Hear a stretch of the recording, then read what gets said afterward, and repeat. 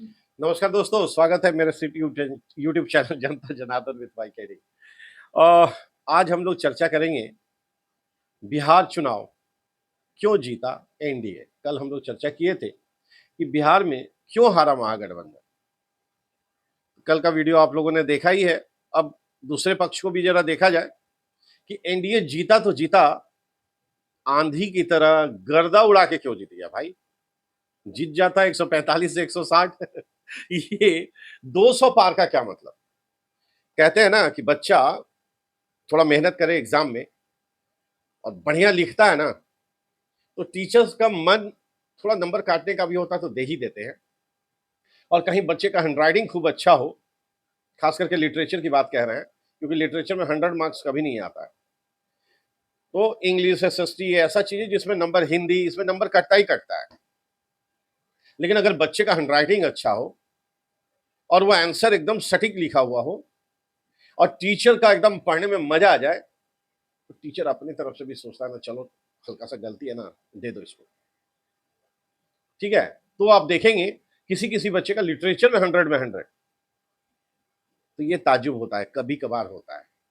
लेकिन भाजपा या एनडीए ऐसा क्या कर रही है कि इस लोकसभा के चुनाव को लोग देख रहा है कि वहां तो 240 मिला, अयोध्या जैसे जगह पे राम मंदिर बनने के बावजूद Faizabad seat, Lok Sabha seat, BJP हार गई। विपक्ष आज तक ताना देते हैं। फिर क्या हुआ?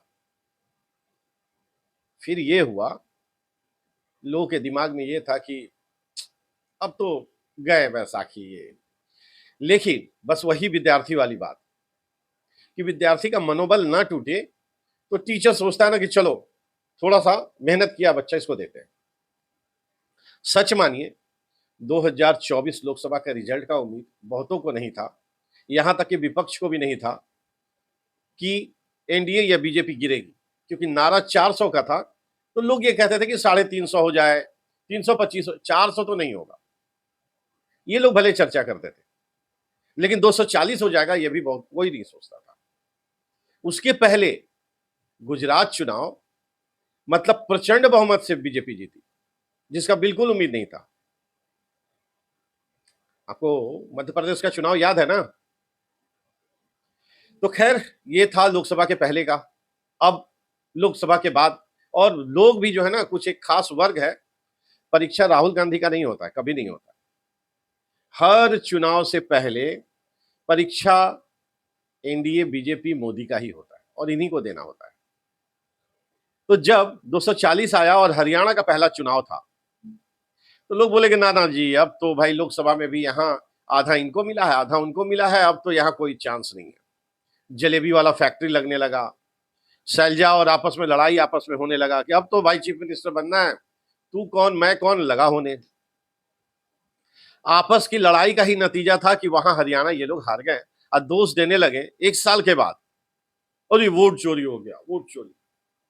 अभी बिहार में भाई भाभी लोग वोट चोरी खातिर ना जाए सुप्रीम कोर्ट, ऐसे कि सीसीटीवी कैमरा भी अवेलेबल है, सारा, मतलब जो कहते हैं जो एविडेंस चाहिए। इलेक्शन कमीशन बोला है पहले ही कि 45 डेज तक कोई भी पार्टी अगर कुछ भी मांगती है तो वो सब मेरे पास है। देखिएगा, राहुल गांधी तो अभी पिछले 1 महीने से, 1 महीना क्या, 20 दिन, 15 दिन, 20 दिन से फॉरेन ट्रिप पे हैं। उनको घंटा नहीं फर्क पड़ता है कि महागठबंधन हार गया कि लेट गया, वो अपनी दुनिया में लड़का मस्त है। और उसके पिछवाड़े में डंडा दे रहा है लोग, बाबू हो पास हो जा, बाबू हो पास हो जा, तू प्राइम मिनिस्टर बन जाइए। बताइए, वो अगला कह रहा, अरे मत ठेलो रे बाप, हमको नहीं बनना है, हमको बनना ही नहीं है, तुम मत बनाओ हमको। इरिटेट होके कह रहा है। ये लोग साले समझ नहीं रहे। तो अब क्या है स्थिति की, ये देखिएगा महागठबंधन वाले में से कोई भी 45 डेज तक ना ये साले इलेक्शन कमीशन में अप्लाई करेंगे कि गलत हुआ है या गलत वोटिंग हुआ है तुम फिर से करो, ना ही सुप्रीम कोर्ट जाएंगे, कहीं कुछ नहीं करेंगे। जैसे ही 45 डेज होगा, उसके बाद ये दौड़ेंगे, वोट चोरी हो गया, ये हो गया, वो हो गया, सुप्रीम कोर्ट जाएंगे। इस बार तो सुप्रीम कोर्ट जाए लो तो सुप्रीम कोर्ट लात मारी लो। साला बकचोदा समय बर्बाद करते हो। लड़ोगे तुम आपस में, कहोगे कि वोट चोरी हो गया।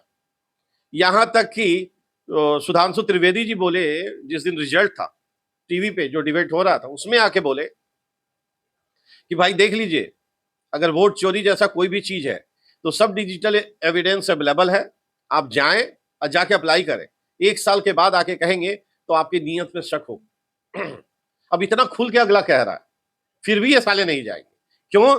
क्योंकि इनको अपना कमी मालूम है और अगला का मेहनत दिख रहा है।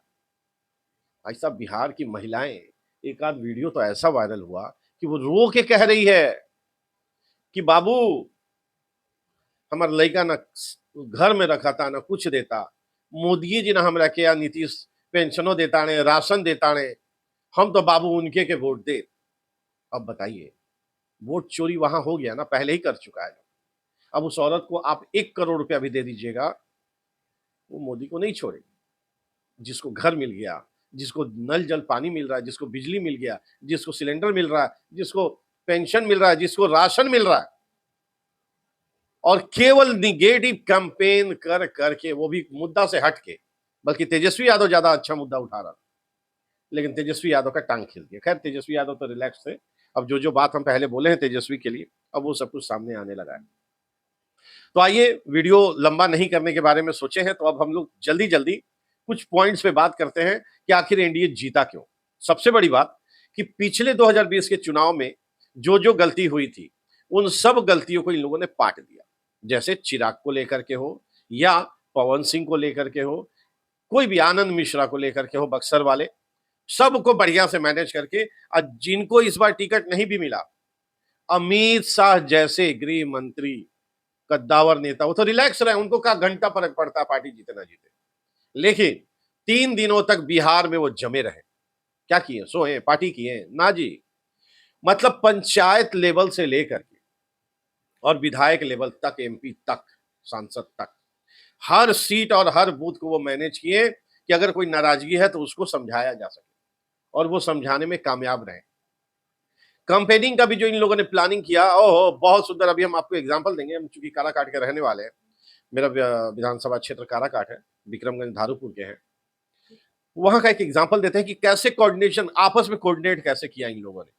और महागठबंधन फ्रेंडली फाइट हो रहा था, जहां राहुल गांधी जा रहे हैं वहीं पे तेजस्वी भी जा रहे हैं, और कह रहे हैं अरे हमें तो पता ना रहे कि जी गावत आ। लीजिए, तो लास्ट में वो काराकाट वाली बात बताएंगे। सबसे बड़ा चीज है, आपको याद है पंजाब से बिहारियों को भगाया जाने लगा? याद कीजिए, अचानक न्यूज आना शुरू हुआ कि पंजाब से बिहारियों को भाग जाना होगा। अब न्यूज क्यों आना बंद हो गया? पीके का इंटेंशन था कि ये पलायन वाले मुद्दे को इस तकलीफ के साथ लाएं कि दोबारा ये लोग बीजेपी को ना वोट दें, क्योंकि पंजाब में बीजेपी का कोई आधार नहीं है। आ तो गए। आप लोगों ने कहीं सुना? अगर सुने हो तो कमेंट के माध्यम से बताइएगा कि इस बार छठ में, त्योहारों में, दीपावली में जो भी बिहार आना चाह रहे थे लोग, क्या कहीं भगदड़ मचा, कहीं ऐसा रहा कि वो बहुत तकलीफ में? यार एक दो छोड़ दीजिए, नहीं तो पहले आम बात होता था कि भगदड़ हो रहा है, लोग गिर रहे हैं, टिकट नहीं मिल रहा, बैठने को नहीं मिल रहा है, ये आम बात था। प्लेटफॉर्म पे त्योहार से रिलेटेड छठ का गीत, वो भावुक करने वाला क्षण है। क्योंकि छठ एक ऐसा त्योहार है हमारे हिंदू धर्म में, जो साक्षात सामने देवता जो दिखते हैं उनकी पूजा आराधना की जाती है, और लोग इसके लिए 1 साल भर तक इंतजार करते हैं। जब वो वहां से चले और बिहार उतरते हैं, तो जो साल भर पहले का बिहार और अभी के बिहार में जमीन आसमान का फर्क देखते हैं, तो उनका दिमाग क्लिक करता है कि सरकार काम कर रही है, सोई नहीं है। और कोई भी चीज एक दिन में बदलाव नहीं होता है। पलायन कैसे रुकेगा, ये अब लोगों को आहट दिख गया कि बेसिक इंफ्रास्ट्रक्चर पे काम हो गया है, अब इन्वेस्टमेंट आने की तैयारी है। और जिस तरीके से एनडीए को आशीर्वाद मिला है वोट के रूप में, सीट के रूप में, अब भाई साहब अगले 2 से 3 सालों में आप बिहार को इतना तेजी से पलटते देखेंगे कि आप कहेंगे कि अरे ये तो गुजरात को पछाड़ दिया। आप देखिएगा। तो ये तो रही बात। उसके बाद 10,000 वाला तो फैक्टर है ही, साथ में पेंशन, जो वृद्धा पेंशन 500 से 1100 किया गया। उसके बाद मतलब अमित शाह भी उन सारी चीजों को मैनेज किए, और जो जो महागठबंधन का निगेटिव रहा वो इनके लिए पॉजिटिव रहा।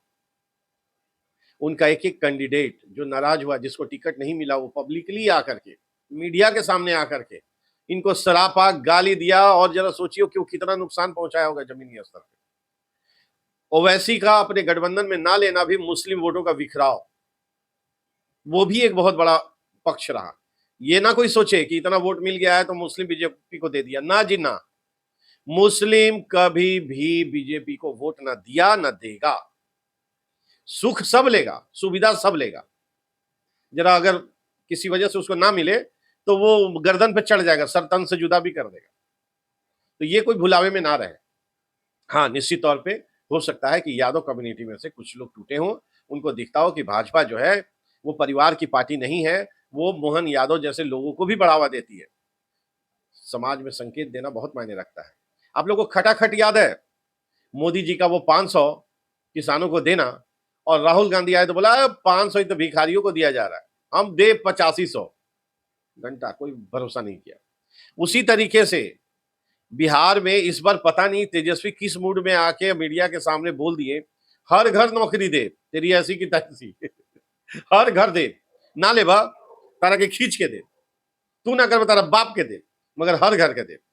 ये वही था खटाखट, अनमेच्योर डिसीजन, मतलब ऐसा बताने का कोशिश कि हम लोग इलेक्शन सीरियसली नहीं लड़ रहे हैं।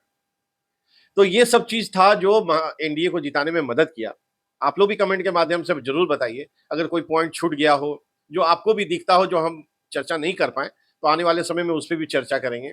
साथ ही वीडियो को मेरे लाइक जरूर कीजिए, सब्सक्राइब भी करवाइए, और आने वाले समय में चीफ मिनिस्टर का तो खैर अभी लग रहा है कि नीतीश बाबू हो गए हैं, लेकिन मेरा विचार भी कुछ अलग है, उस पर भी हम लोग एक वीडियो बनाएंगे, हो सकता है कल आ जाए या परसों, कि क्या बिहार के लिए नीतीश अब जरूरी है या मजबूरी है। इस पे भी हम लोग चर्चा करेंगे। तब तक के लिए बहुत बहुत धन्यवाद, थैंक यू। वीडियो को मेरे खूब लाइक कीजिए, सब्सक्राइब कीजिए।